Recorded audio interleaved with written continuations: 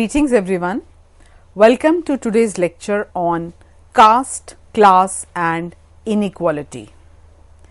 If we pick up the issue of history of caste, then we realize that the history of caste is a history of power, a history of politics as well. The ideologies and practices related to caste were used to suppress, impoverish, marginalize and to dehumanize a certain set of people. History also shows how caste can and has been used to challenge status quo as it has in the post-independence times. So, when we approach this topic, we must approach it in a way that we reconsider caste. Far from an unchanging system, the history of caste is one of constant change and evolution. From Varna to Jati, from Vedas through Buddhism to the Dharma Shastras, then from colonial restrictions or colonial reifications to the formation of supra-local identities, to the mobilization along caste lines and finally challenging elites in power. This is how the journey of caste can be explained. So, if we are talking about the early medieval period, then we can say that there were two categories of untouchables which could be identified along with the already existing Varna hierarchy. So, the first category could indicate the backward tribal communities whose original occupations and those acquired after integration with the mainstream were insufficient to give them economic security. So, they were virtually landless and they ended up as serving as the cheapest source of servile labor in the countryside. So, this was the reality that they could not escape. And the fourth Varna, which earlier was performing the functions of peasantry, there was a progressive improvement in the overall condition of the fourth Varna and they displaced the Vaishyas as the bulk of peasantry along with other landed classes. So, the interests of the fourth Varna and the untouchables often diverged. The second category of untouchables that one can identify were several depressed artisan castes who had remained at the level of Shudras until the 6th century, but under the impact of certain feudal developments during the post-Gupta period, such as the decline of trade and commerce, the change came about.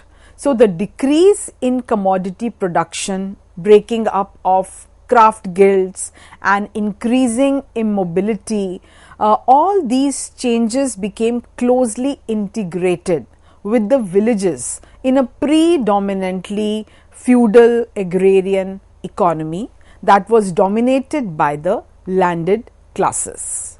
So, what emerges is some kind of a heterogeneity of untouchables.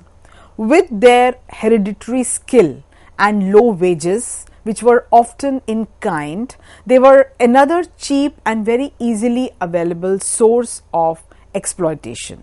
Neither of these categories of untouchables was a homogeneous unit.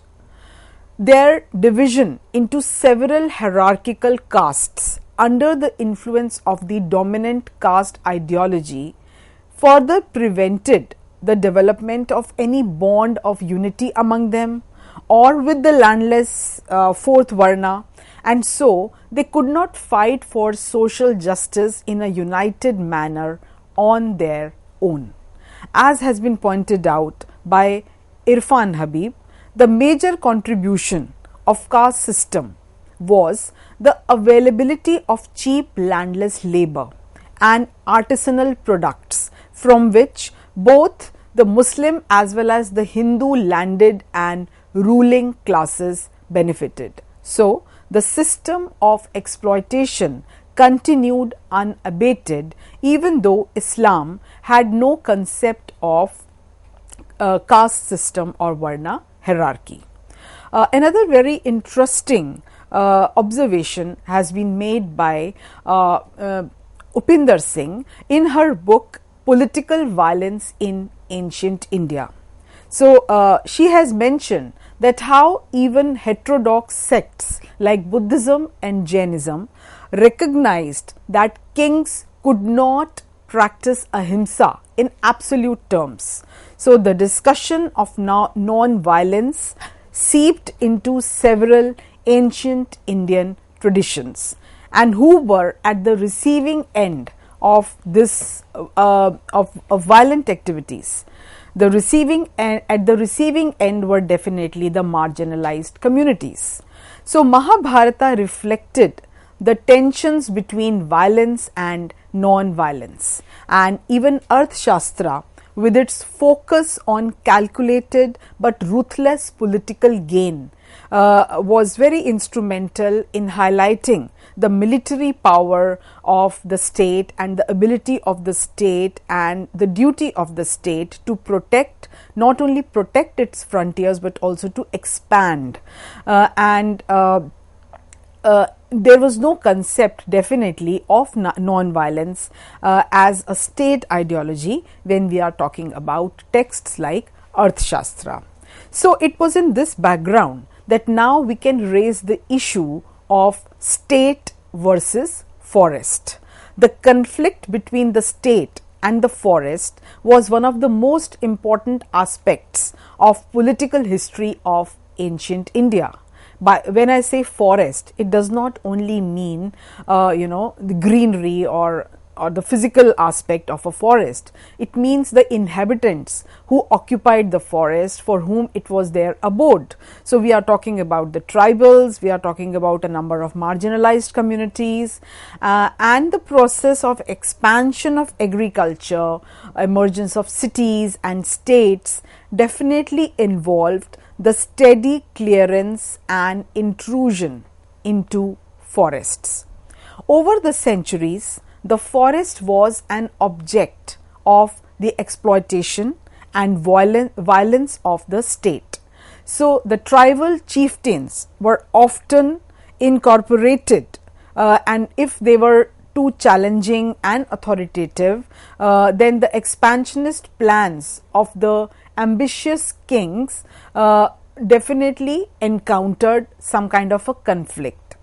Forests contained valuable economic resources like wood and ivory, as well as military resources like elephants. So, exploiting, extracting and controlling these resources meant constant clashes with the people who resided in the forest. Massive forest clearance happened in the middle of the 19th century with population increase, commercial farming and the expansion of the railways. Another very important and interesting aspect, which is going to be now part of the future discussion, would be caste and class. So, how we can find some kind of a connection between the two, and how the concept of economic power comes into play due to these overlapping categories of class and caste. A caste often determined access to land, education, resources, skills or commodities. And when jatis with traditional lower Varna status had these, they could and did exercise power, and there are a number of examples when traditionally considered lower castes, if they had access to resources, then they definitely enjoyed a better status. For example, Marathas in the 18th century Western India, then Nadars during early 20th century in South India. So, there was definitely the link, how one can link the later rise of middle peasants and OBCs to their increased economic power, because these were the groups who had access to land, they had access to material resources. Now coming to the concept of exclusion, which one must discuss if one is talking about untouchability. So Dalits, along with the tribal groups, remained excluded from significant economic gains during the colonial era. They were labor, very rarely they were landowners, and they often confined to the most degrading and servile occupations, and they continued to perform these occupations that had been traditionally ascribed to them, as we have just discussed, during the ancient times. So, several affirmative action programs had to be initiated to deal with this problem that was rooted in Indian history and society. Now, discussing the issue of caste and politics in independent India, the success of Nehruvian era was premised on the Congress system, where an English-speaking upper caste elite acted as the patrons of locally powerful backward castes, which were like the clients. So, this relationship of patron-client linkage continued for several decades after independence, and a very peculiar caste class linkage was also forged, in which the dominant castes, the upper castes, they kind of overpowered and they kind of manipulated politics with the self identity of a ruling class. So, the upper castes invariably came to be identified as the ruling class also. However, this was not going to last for long, and soon we come across lower caste assertion.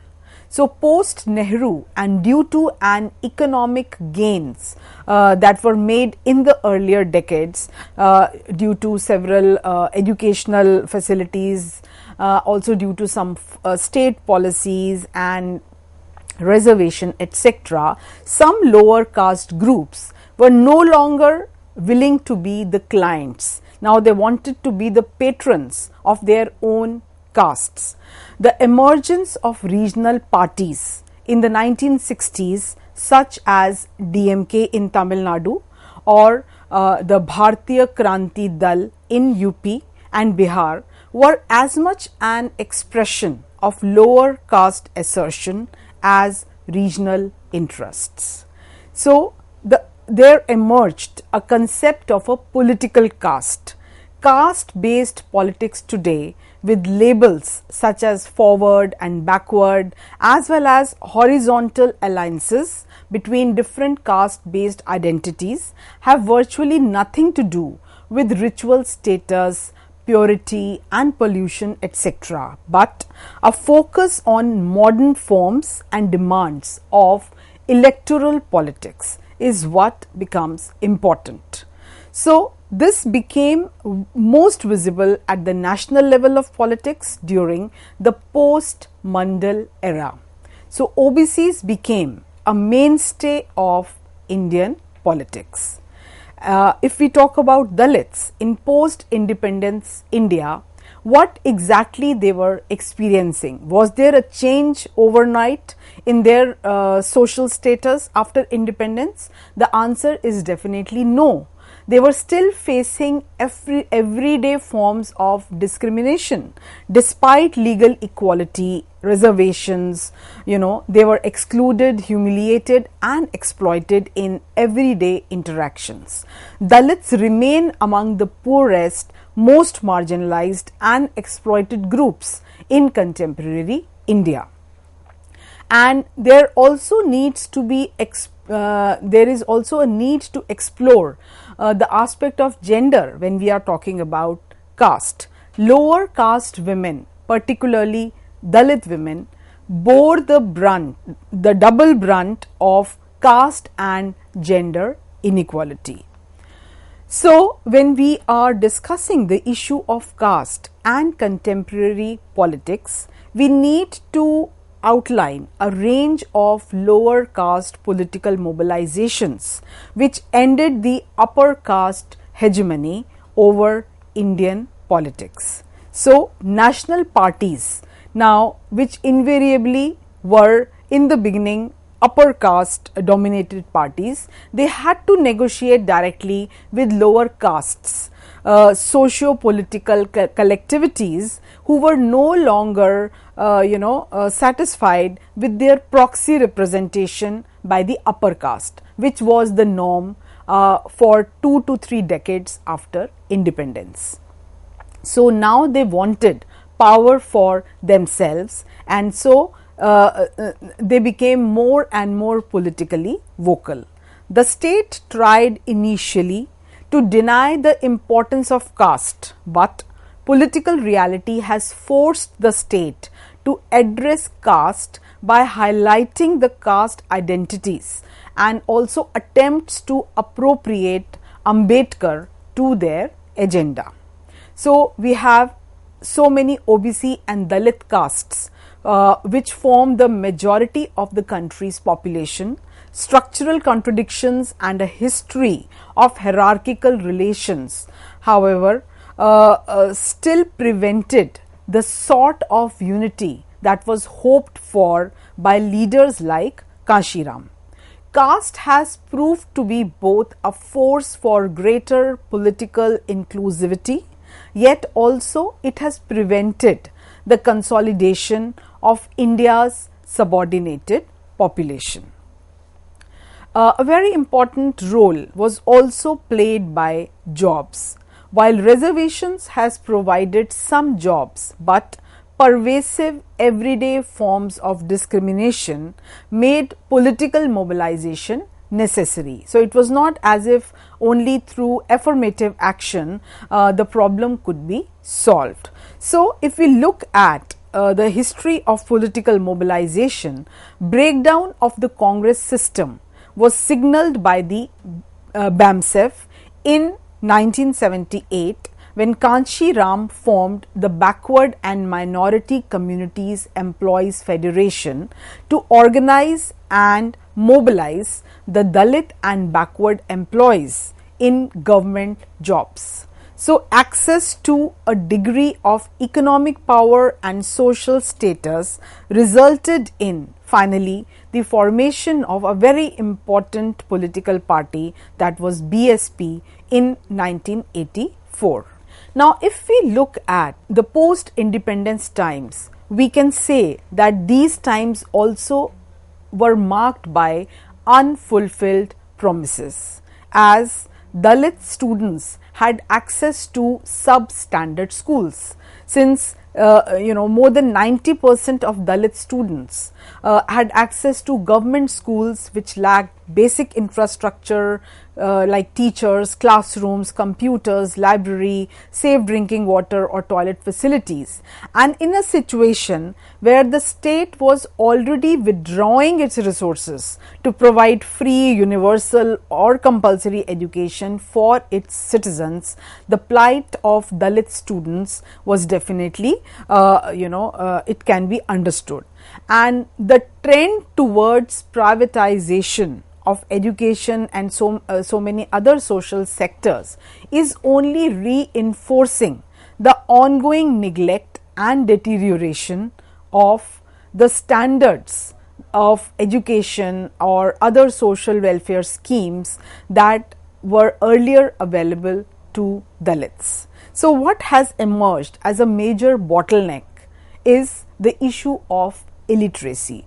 Decades after the constitutional mandate that advocated special care and consideration for Dalits, illiteracy still plagues almost 2/3 of Dalits as compared to 1/2 of the general population, and the literacy gaps between Dalits and the rest of the population also show a trend where there was a very marginal decline if one considered Dalits as a category as compared to the general population. So, if we are talking about the issue of gaps across most key fields of study, Dalit enrollment, for example, in 2018-19 fell short of the mandated quota of 15%, as did scheduled tribe enrollment with its mandated quota of 7.5%. In many large states, including UP, Bihar, Tamil Nadu and Kerala, fewer than 20% of students enrolled in higher education in 2018-19 belong to the marginalized groups. So, the dropout rate also emerges as highest among Dalit children, especially girls, as compared to non-SCs.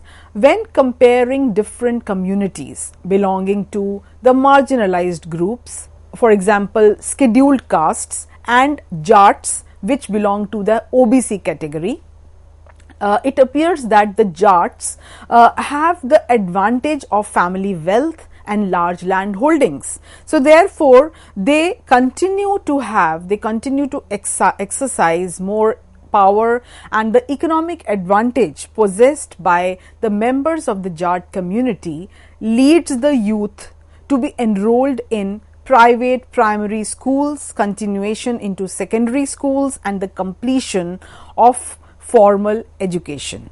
In 2001, 94% of Jat youth falling in the age group of 13 to 17-year-old boys were enrolled in formal education, in contrast to 55% of SC boys of the same age group. So, this clearly shows the kind of caste discrepancy that continues to prevail.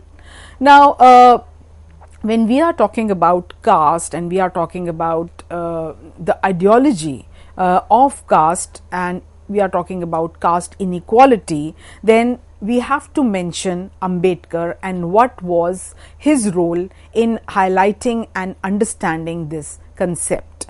Bhim Rao Ambedkar was born on 14th April 1891 in Mahar caste, which was one of the untouchable castes. This created many difficulties in Ambedkar's higher education, and it was due to his hard work, his diligence and the help of a scholarship got from Maharaja of Baroda that he attended Columbia University, USA, and later on, due to his hard work, he managed to study at the London School of Economics. In England, he attained a doctorate and also became a barrister, and on returning to India, he virtually dedicated himself to the task of upliftment of the untouchable community.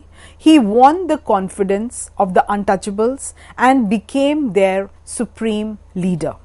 To mobilize his followers, he established organizations such as the Bahishkrit Hitkarni Sabha, Independent Labour Party, and later All India Scheduled Caste Federation. He led a number of temple entry satyagrahas, organized the untouchables, established many educated institutions, and propagated his views from newspapers like Mook Nayak, Bahishkrit Bharat and Janta. He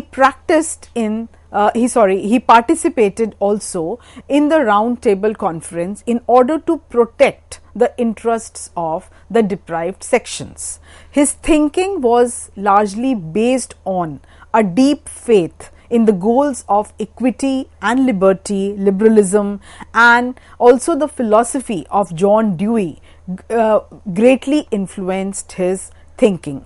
He became the chairman of the drafting committee of the Constituent Assembly and played a very important role in framing the Indian Constitution. He was also the Law Minister of India up to 1951. And in 1956, he adopted Buddhism and also appealed to his followers to do the same. Now, Ambedkar was not only a political leader and a social reformer, but also a scholar, a thinker who wrote extensively on various social and political matters. So, annihilation of castes, who were the Shudras, the untouchables, Buddha and his Dharma are some of his more important writings, and I would request each one of you to take a note of these writings and go through them, as they are very inspirational learning material.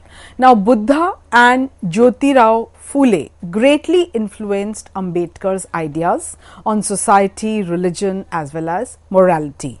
Ambedkar's personal suffering, his scholarship and his constant attention to the problem of bringing about equality for the downtrodden, untouchable community forms the basis of his thinking as well as writings. So, at the end of the lecture, I would like to point out that there definitely exists more of rhetoric versus reality when we talk about caste and what all has been done to ameliorate the condition of deprived sections of society.